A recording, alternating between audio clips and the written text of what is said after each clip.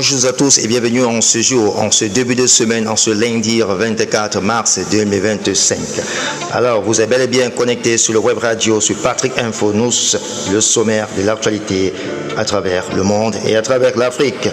Alors, merci d'être toujours fidèles à nous et merci pour être toujours à nos côtés chaque matin, afin de suivre l'actualité à travers le monde et à travers le continent africain.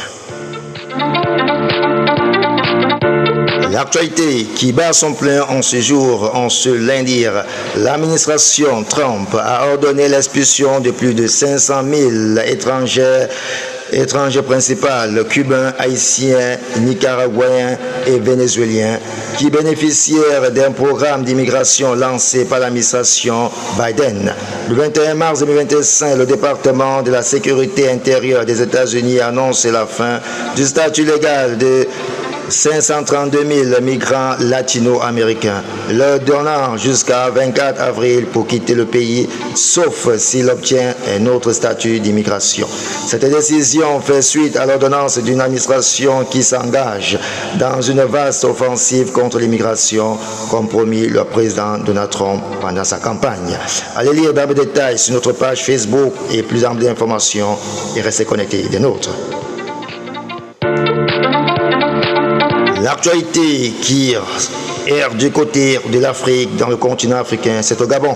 Au Gabon, Jean Ping annonce soutenir la candidature de Brice Oligui Nguema, l'ancien président de la Commission de l'Union africaine, appelle à voter pour le président de la transition. La classe politique gabonaise se redessine en vue de la présidentielle du 12 avril. Dans ce cadre, Jean Ping, ancien président de la Commission de l'Union africaine et opposant au origine, Ali Bongo Ondimba a apporté son soutien à la candidature du général Brice Oligui Nguema. À 83 ans, cette figure de la politique gabonaise vient de prendre la tête du Rassemblement pour la Nouvelle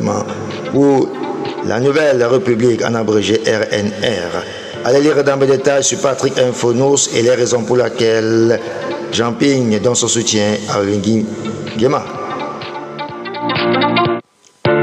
L'actualité qui est toujours en Europe, du côté du continent européen, c'est au Vatican.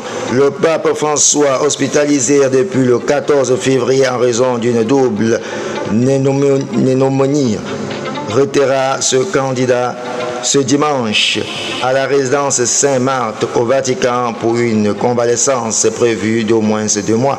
Après plusieurs semaines d'hospitalisation à l'hôpital Gemelli de Rome, le pape François, âgé de 88 ans,